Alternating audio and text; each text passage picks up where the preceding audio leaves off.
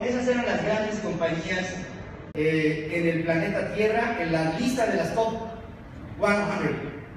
Y también estaba General Motors, que por muchos años fue la empresa más grande del planeta Tierra. Puros generales, General Motors, General Electric, General lo que sea, General Foods, puro general, General MacArthur, no, ese era. Pero esas empresas se fueron para abajo. ¿Y cuáles empresas subieron? ¿Quién iba a decirnos que una empresa administradora del conocimiento sería la empresa más rentable a nivel bursátil en el mundo del siglo XXI? Google. Google es la empresa que más dinero mueve en el planeta Tierra. ¿Y por qué mueve dinero? ¿Mueve activos? No, mueve conceptos.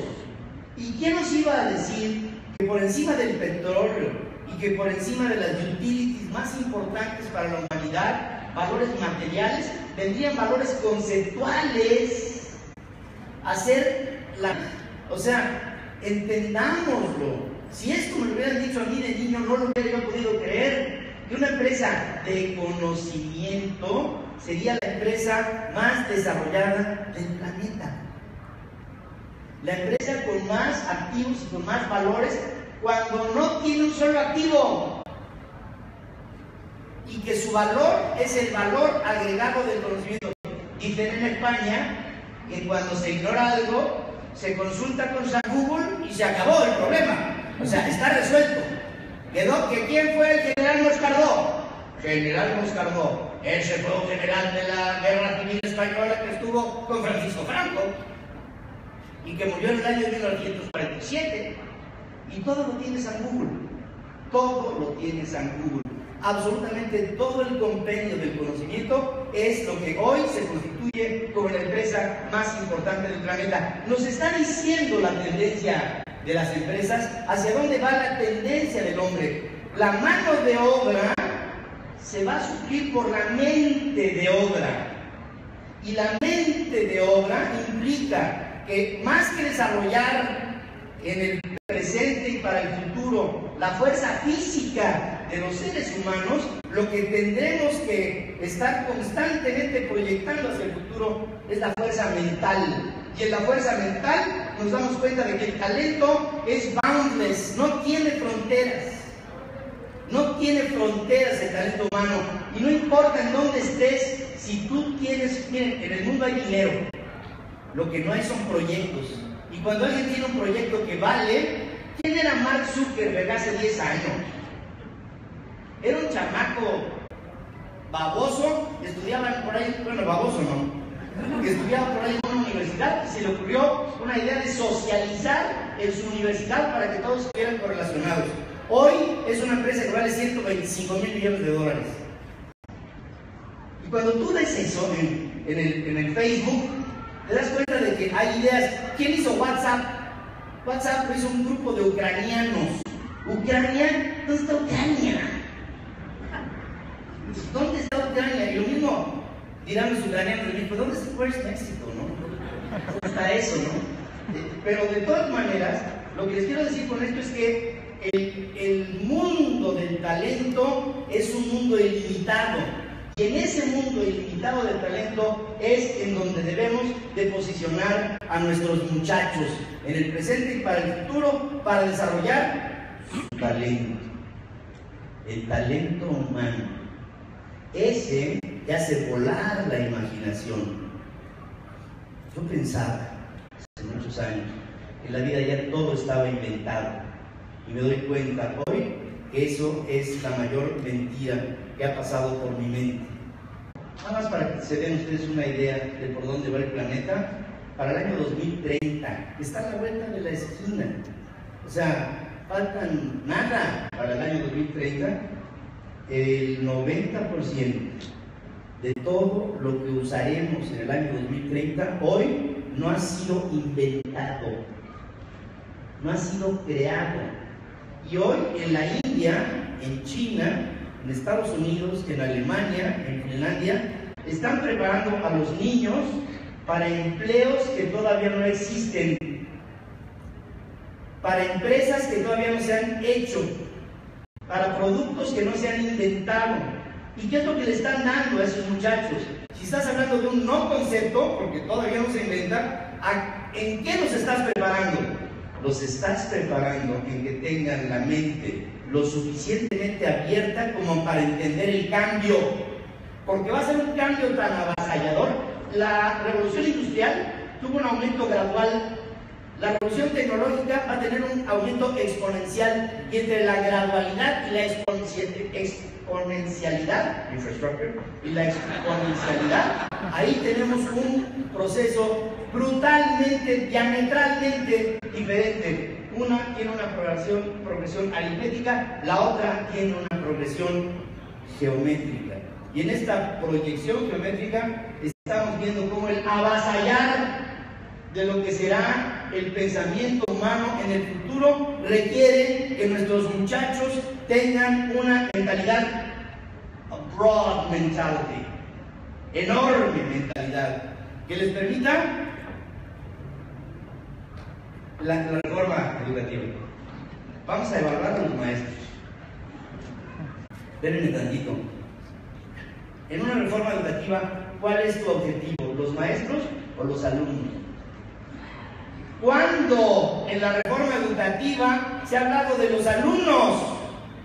Los alumnos son el centro de nuestra atención. Si lo viéramos en una maquinaria de producción lineal, empieza un trozo de barro y termina con un hijo de México formado, porque nos preocupa muchísimo el México que le vamos a heredar a nuestros hijos, pero nos deben de preocupar primero los hijos que le vamos a heredar a nuestro México. Y esos hijos que le vamos a heredar a nuestro México no pueden salir adelante con la educación que les estamos dando. Yo insisto, cuando llegó el 50 aniversario del libro de texto gratuito en el último año del gobierno del presidente Calderón, se me ocurrió proponer en la radio, hoy que se cumplen 50 años del libro de texto gratuito, para honrarlo debemos desaparecerlo. Y me habló el presidente Calderón y me dijo, óyeme, ¿qué te pasa? Le dije, lo que no te pasa a ti por la mente. ¿Me estás? Sí. Quiero hacer con ustedes un recorrido muy rápido por la historia de la humanidad en los últimos tiempos. Decir que la educación formal en el mundo tiene poco tiempo. En el siglo XIX no había un sistema educativo nacional en prácticamente ningún país. La educación era el pragmatismo de ir adaptándose a la vida sin una educación profesional. Los seres humanos en el planeta tenían experiencias en el campo, y en ese campo vivía la mayoría de la humanidad. Los seres humanos no estábamos todavía en aquel tiempo, siglo XIX, concentrados en las ciudades. No había la competencia que hay hoy en el mundo, en esta jungla de asfalto que se nos presenta repetidamente en ciudades grandes, en ciudades medianas y en ciudades pequeñas.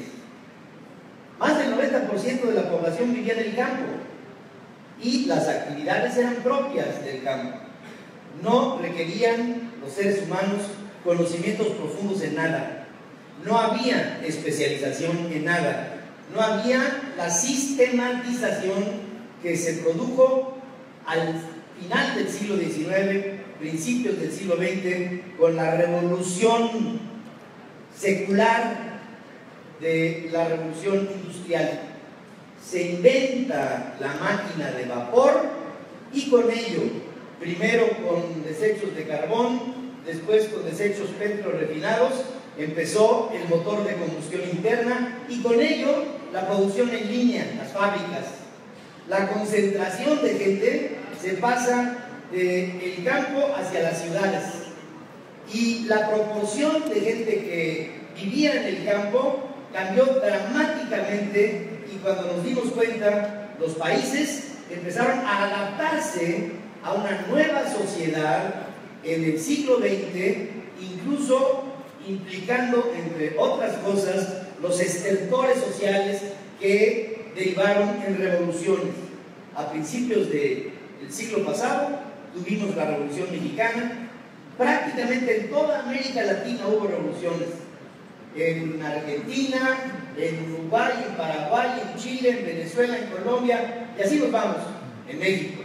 Y después, obviamente, este movimiento social de reacomodo de las sociedades rurales en ciudades urbanas vino a tener la joya de la corona en 1917, cuando se presenta la Revolución Bolchevique, que trajo como resultado una nueva teoría económica, la de la dictadura del proletariado. Y entonces se enfrentaron dos ideologías humanas, una promoviendo el capitalismo, otra promoviendo el marxismo, leninismo, comunismo. En Estados Unidos y en el Reino Unido, en Europa y en América, empezó a desarrollarse el sistema capitalista, que si bien es cierto no fue creado en el siglo XX, tuvo su esplendor en el siglo XX. Y al mismo tiempo, en lo que después fue la Unión de Repúblicas Soviéticas Socialistas con la Revolución Bolchevique, empezó a darse una educación urbana que empezó a sistematizar la educación, adoctrinando en principios de los 20 hasta los 30, adoctrinando en la Unión Soviética, en China, en los países en donde había el comunismo. Se empezó a adoctrinar a la gente en un sistema educativo que tenía como base, como esencia, el marxismo-leninismo, por un lado. Por el otro lado, en los Estados Unidos y el Reino Unido y en parte de Europa, se empezó a educar a la gente en un sistema de una revolución industrial que le permitiría al hombre convivir de una manera diferente a lo que había sido la historia del hombre en la antigüedad. Los sistemas feudales, los sistemas medievales, los sistemas renacentistas, el final del absolutismo, el principio de las democracias, como antecedente a finales del siglo XVIII, la Revolución Francesa, y con ello los iluminados en diferentes lugares de Europa, Illuminati, los enciclopedistas franceses, la Lumière de los franceses, el Ausklarum de los alemanes, los italianos, los ingleses, todos empezaron a confluir en una idea diferente, en donde se empezaron a esgrimir teorías sociales que trajeron como resultado el mundo moderno, el mundo del siglo de las luces, el siglo XX. El siglo XX, de mi abuelo a las generaciones que me siguen, pasó todo. Se creó, después de la Segunda Guerra Mundial, se crearon las calles pavimentadas. No había, fíjense, cuando se presentaba una obra de teatro a finales del siglo XIX, principios del siglo XX, en Francia, cuando le querían desear a un actor o a un grupo de actores en un ensamble teatral o en una presentación de orquesta o de ópera, le deseaban suerte, le decían mucha mierda, beaucoup de merde. Y entonces, hoy en el siglo XXI, ¿qué quería decir eso de mucha mierda? Bueno, resulta que entre más oliera el teatro a mierda, es que había más gente. ¿Y por qué? Porque se bajaban de los carruajes enfrente del teatro, pisaban la calle, y en la calle había excremento de caballo, de todos los caballos que habían arrastrado a los carruajes hasta llegar ahí.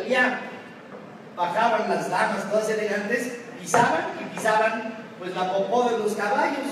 A la hora de que pisaban la popó de los caballos, se metían al teatro. ¿Y a qué olía el teatro?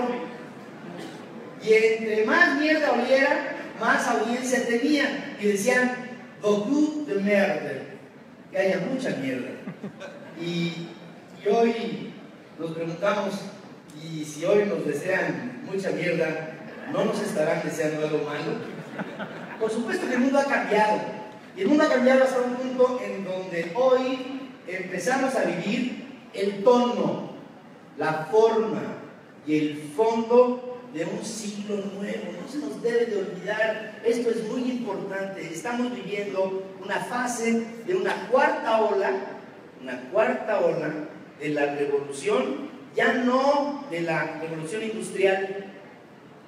Estamos viviendo la cuarta fase de una revolución diferente que implica una revolución tecnológica. Y con la tecnología vamos a tener que enfrentar al mundo no con una educación diferente solamente, sino con una mentalidad diferente. El ser humano va a ver cómo en el siglo presente van a desaparecer muchos de los empleos y de las formas que se tenían en el siglo en donde todos nacimos. ¿Todos somos del siglo pasado? Veo algunas damas que pueden ser del siglo XXI, pero todos aquí somos del siglo pasado, todos. Y todos nosotros vamos a tener que darle la pátina, el carácter al siglo XXI. Y si bien es cierto, nosotros nacimos en un esquema estático de educación, de preparación para el futuro, de civismo, de convivencia, de hábitos legales, etcétera, todo del siglo XX, nosotros en el siglo XXI tendremos que enfrentar un esquema diferente de vida. En el siglo XXI va a haber androides, en el siglo XXI va a haber robots, en el siglo XXI va a haber procesos automatizados. Les pongo un ejemplo. ¿Aquí hay Uber? Nada más pregunto porque luego hay lugares en donde no hay. Pero fíjense, Uber. En principio, cuando entró Uber, los taxistas se manifestaron en contra de los choferes de Uber. Porque los choferes de Uber ofrecían un valor agregado que los taxistas no tenían. Te subes a un Uber y dicen, no quiero una soda, no quiero una botellita de agua, no quiere, ya al ratito ya están ofreciendo hasta de comer, y te llevan de un punto A a un punto B, te bajas del coche y ya no tienes ni que pagar, ya está descontado, descargado en tu tarjeta de crédito. Esas son las grandes ventajas del Uber con respecto del taxi, aparte de que el Uber es más barato, pero ya se somete a un término de mercado en donde a mayor demanda, mayor costo, pero de todas maneras sigue siendo un transporte más eficiente, un transporte que, por cierto, fíjense lo que son las cosas del siglo XXI. En el siglo XXI tenemos la empresa más grande de taxis del mundo que no tiene un solo taxi. Uber no tiene un solo coche, es un sistema lo que se vende. Tenemos en el mundo el sistema de cuartos de hotel más grande del mundo y no tiene un solo cuarto de hotel. Airbnb, ni un cuarto de hotel, y tiene la mayor cantidad de cuartos de hoteles en el mundo. En el mundo tenemos a la compañía de videos más grande del mundo que no ha hecho un solo video, YouTube. Todos los videos son videos de todas partes menos de YouTube, pero administra los videos de todo el mundo, todas las aportaciones de todos los videos, de todo lo que se ha hecho en la historia de la humanidad en video. Todo está compendiado ahí. Y el día de mañana, en poco tiempo, los taxistas y los choferes de Uber se van a manifestar en contra de máquinas. Ahora que se están haciendo los primeros experimentos con Uber sin chofer, y el día de mañana no va a haber choferes.